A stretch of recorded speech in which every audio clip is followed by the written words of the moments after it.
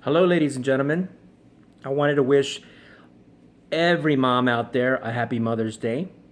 I hope that you enjoy it today and this is your day, but obviously, we already know that since your mom's, every day should be Mother's Day because of all of the work and all of the love that you give us as both husbands and our children. So much love, and I wanted to extend that appreciation to everybody today, being that it is Mother's Day. Aside from that, I wanted to do a little demonstration and try to explain something that is a little bit hard to understand because you don't have three-dimensional props to be able to understand this comment, and it's very hard to talk to the doctors about what's going on because the doctors, we as OBGYNs, really don't understand what's going on with the ESSURE device as well under certain circumstances. And the one particular example that I want to give today happens to be related to the ESSURE device being inside of the fallopian tube. Now, we already know that the ESSURE device was designed to cause an inflammatory response that would cause scarring and therefore close off the fallopian tube and not allow the sperm and the egg to meet.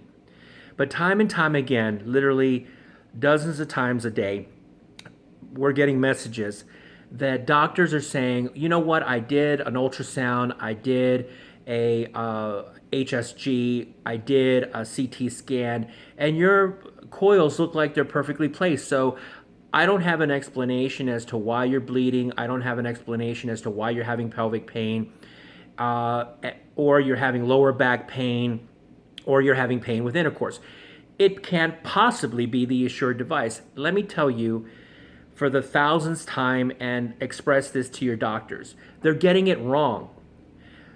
Even when the devices are perfectly placed, they're causing problems. They're causing pain. They're causing irregular bleeding. They're causing pain with intercourse. They're causing lower back pain.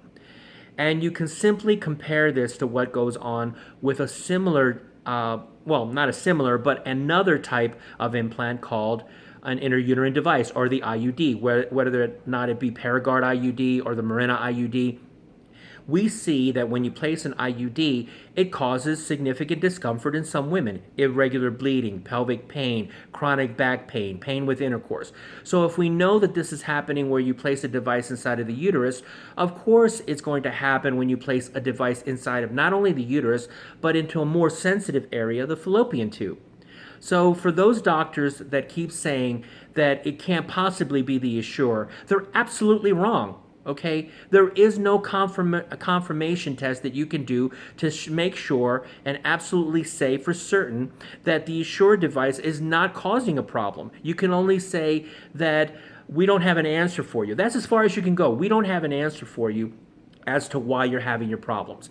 But logic would reason that if you didn't have the problem before the ESSURE device was placed, and now you have the problem after the ESSURE device is placed, that there's a good chance, if not a highly probable, high probability, that it is the ESSURE device that's causing the problems. So let's analyze in a crude manner, because I'm going to show a little demonstration, and it's very crude, but I think that it drives home the point, which I want to have the ladies understand that you're not crazy, that it's not all in your head. There's an absolute explanation as to why you're suffering from all these issues with the ESSURE device. And the take-home message for doctors is stop getting it wrong. Doctors, stop getting it wrong.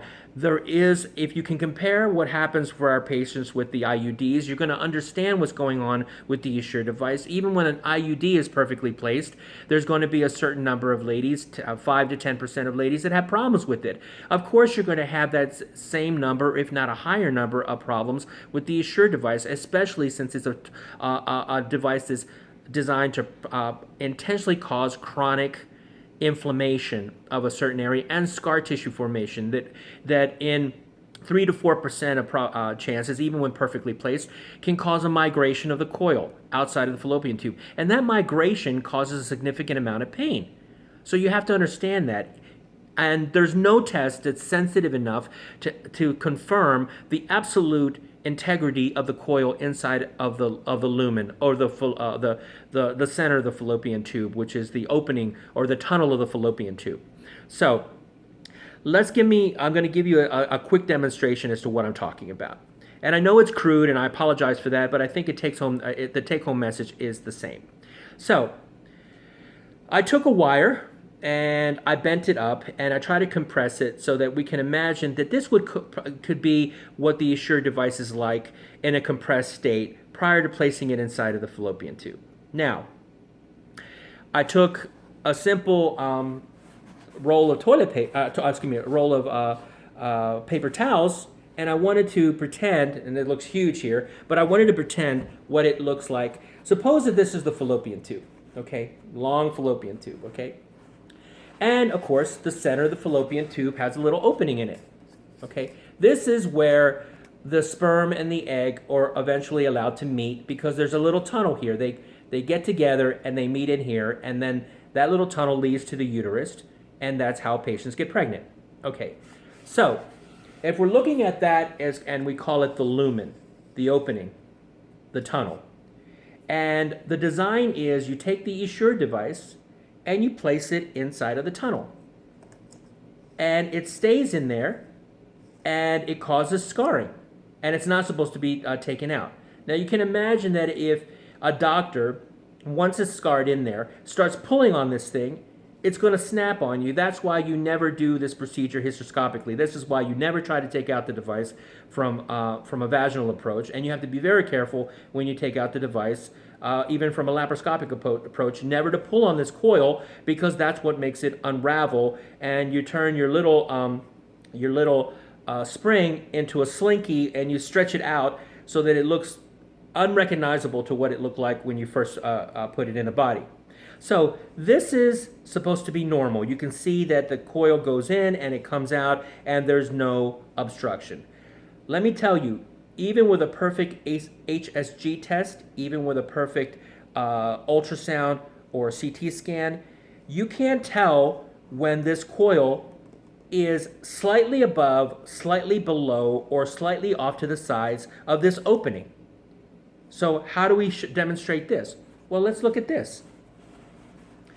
This is a coil that has been not in the lumen, but just above the lumen. And it got stuck in there because either it migrated to that position, or the doctor, when he was doing the insertion, accidentally, instead of placing the coil inside of the lumen, remember this is spring-loaded and very, very compressed. This is already expanded, but accidentally stuck the coil too far up into the lumen or to the sides. So when you do an ultrasound and you do an HSG test or you do a CT scan, you can't tell that this is in the wrong place. You can't, because the sensitivity of the test that we're doing is not sensitive enough to show us this. So even when the doctor is looking at the tube, the entire tube, from a laparoscopic approach, the doctor can't tell that the coil is in the wrong place, because all the doctor can do is touch touch the tube and feel for a coil, but this is in the wrong place. And this is why I want to stress to patients that it's not in your head. If the doctor accidentally put the coil not in the lumen, but penetrated just above the lumen or below the lumen, and it's stuck like this, there is no test that's going to be able to tell you that this is in the proper place. So ladies, take home message, and for the doctors, take home message. There is no test that you can do to confirm that the ESSURE device is not the cause of a problem. There is no test that, even when you have an HSG test that has shown that the lumen is closed off and that you don't have patency, that means that you don't have a spill. There is no test that's going to confirm that the entire coil is inside of the lumen, okay, that is inside of the lumen, and not just above it. Now let me tell you, if that coil is stuck like that in your fallopian tube, it's going to cause excruciating pain for some ladies. It's going to cause chronic pain. It's going to cause lower back pain. It's going to cause irregular bleeding. And it's going to cause pain with intercourse. The take-home message is you can't confirm that that coil is in the right place, even with the HSG test. The only way that you can confirm is by microscopic evaluation, by magnification, and the pathologist is going to have to do that, okay? And then even then, just having the coil even in the right place can cause significant pain because it's causing an inflammatory response that's chronic. And so it's a chronic inflammation. If you chronically inflame something, if you chronically irritate something, it's going to cause pain for some patients for the entirety of the time that it's in that particular location. So I hope this kind of, and I'm sorry, it is kind of crude, but I thought that it was an easy way to explain why it's not in your head, why your doctor is getting it wrong, why even if we think that it's perfectly placed, it may not be, and in many cases it's probably not, and why it's necessary to remove the entire fallopian tube and probably the uterus when we need to do these surgeries, because even when you start pulling on these coils, they snap. Little pieces are left behind. And if you leave pieces of the nickel behind, if you leave pieces of the PET fibers behind, it continues to propagate that chronic inflammatory response. And the pieces may be so small as to not be able to be seen any longer. And then these ladies go on, or these patients go on to suffer for the rest of their lives because it was never properly removed.